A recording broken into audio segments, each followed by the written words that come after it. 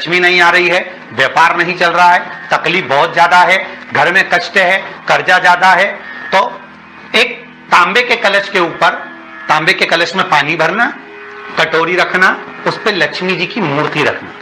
लक्ष्मी जी की मूर्ति नहीं हो तो चांदी का सिक्का रखना। उसके सम्मुख में आप 31 दीपक 31 दीपक घी के लंबी बाती के जला देना।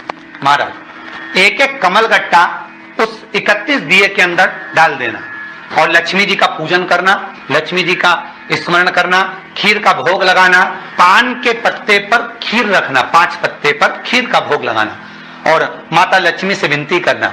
सुबेरे 4 बजे तक वो रखे रहने देना, सुबह 4 बजे वो उठाना, लक्ष्मी को वापिस तिजोरी में या सिक्का हो तो उसको अलमारी में रख देना। जो खीर बनी है वो प्रसाद के रूप में सुबह 8 बजे, 10 बजे, 9 बजे जब खाना हो प्रेम से खाना। माता जो दिए लगाए हैं वो ठंडे हो गए होंगे, उनको रखे रहने देना, बाद में काम आते रहेंगे, या दिए विसर्जन करना हो तो आपकी मर्जी। पर वो मट्टी के दिए लगेंगे, आटे के दिए नहीं लगेंगे, मट्टी के दीप लगाना है आपको 31। घी के दिए लगाना है। लक्ष्मी जी का पूजन करो, कंकु, चावल, हल्दी, मोली से, सब तरह से। पूर्णिमा की रात्रि को सुख मिलेगा, आनंद मिलेगा, लक्ष्मी की वृद्धि होगी, कार्य सिद्धि। जो बच्चा पढ़ाई में कमजोर होता है, जिसको लिखना नहीं आता, बच्चे लोग याद तो कर लेते हैं पर कॉपी में लिख नहीं पाते, उसको एक ही बात कहो, शंकर जी के मंदिर में जाओ, चंदन घस के ले जाओ और चंदन को 3 उंगली से उस शिवलिंग पर उस बच्चे को ओम बनाना सिखाओ। शिवलिंग पर जो बच्चा ओम बनाना पूरा चालू कर देता है, उस बच्चे को माँ फिर हाथ पकड़ के नहीं पढ़ाती, वो बच्चा अपने आप लिखना चालू कर देता है, केवल शिवलिंग पर ओम लिख देने पर। जिन बच्चों के नेत्र कमजोर होते हैं, रोशनी कमजोर होती है, पूर्णिमा के दिन रात्रि को 12 बजे भगवान चंद्रदेव का दर्शन कराइए।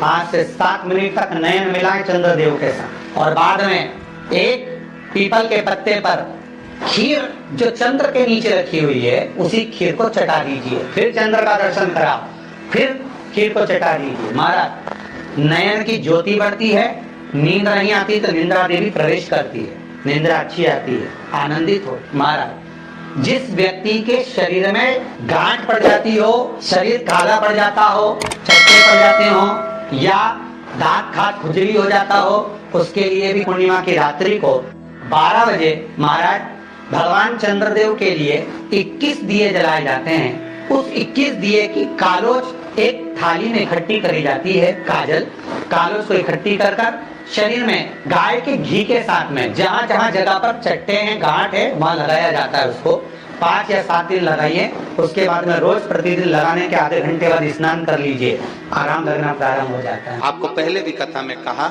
कि जिसके शरीर पर व्हाइट स्पॉट पड़ जाते हैं, सफेद चमड़ी हो जाती है या चमड़ी कहीं से सफेद हो जाती है, तो पूर्णिमा के दिन कोई बछड़े को गाय दूध पिला रही हो और उसके मुख पर जो फेन आ जाता है उसको चम्मच में ले लिया जाए और उसको लेकर जहां पर सफेद चट्टे पड़ गए, सफेद चमड़ी पड़ गई, पूर्णिमा की रात्रि को 12 बजे शरीर पर लगा लिया जाए और 15 से 20 मिनट तक चंद्रमा की रोशनी में बैठा जाए।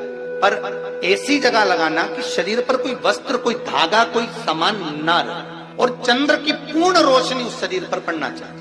उस फैन को लगाने के लिए लगभग 5 या 7 पूर्णिमा कर लीजिए, चमड़ी अपने असली कलर में आ जाएगी, सफेद नहीं रहेगी। तो बेलपत्री दोनों में पीला चंदन, बीच में लाल चंदन, और जो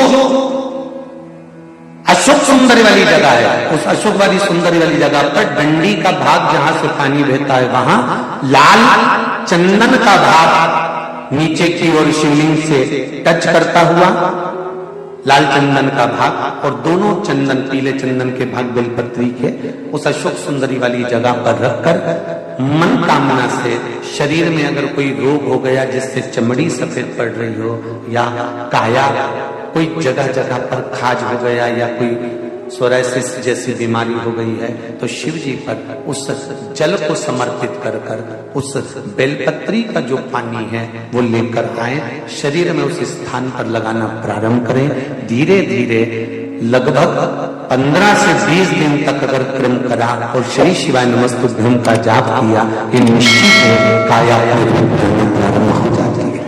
पर प्रयास करना सोमसूत्र वाला स्थान, उच्चारण एक ही करना है आपको उस समय पर जल चढ़ाते समय, षडाक्षर मंत्र का उच्चारण। शिव शंकर जपूं तेरी माला, भोले बाबा जपूं तेरी माला, भोला सब दुख काटो, ओ भोला सब दुख काटो। आप उससे निवेदन करेंगे। अगर आप शिव भक्त हैं तो चैनल को सब्सक्राइब जरूर करें।